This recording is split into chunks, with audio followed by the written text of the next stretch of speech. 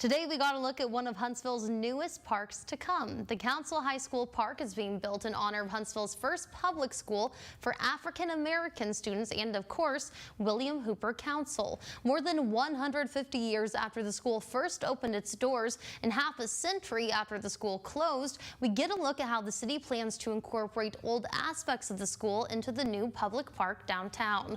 Alumni say this dream is decades in the making.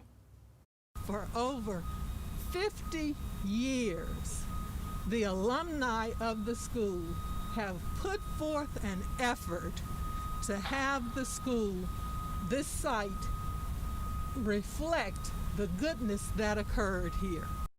Some of the original bricks, a bronze statue of William Hooper Council, and information on the school's alumni will be incorporated into the park. We're told it should be open by September of this year.